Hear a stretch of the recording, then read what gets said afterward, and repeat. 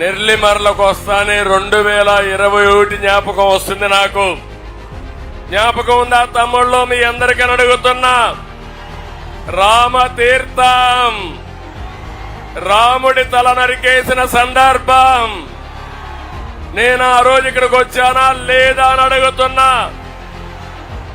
దేశంలో అయోధ్యలో రామాలయం కడితే ఇక్కడికి వచ్చే కొందికి సైకో జగన్ రామతీర్థంలో రాముడి తల తీసే పరిస్థితికి వచ్చాడు.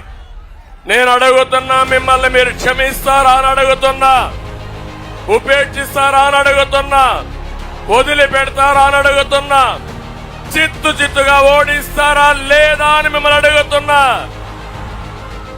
అంతేకాదు 160 దేవాలయాలపై దాడులు చేసే పరిస్థితికి వచ్చారు. విధ్వంసాలు జరిగాయి, విగ్రహాలు ధ్వంసం చేశారు, అర్చకులపై దాడి చేశారు. ఎప్పుడు కూడా తెలుగుదేశం పార్టీ హయాంలో ఎక్కడ కూడా ప్రార్థనాలయాలపైన దాడి జరగలేదు. అలాంటి దుర్మార్గం జరిగింది. దీన్ని నేను చాలా తీవ్రంగా ఖండిస్తున్నానని చెప్పి కూడా నేను మీకు తెలియజేస్తున్నా. జనరాజ్యం వస్తున్నది ఎన్నికల్లో గెలిచి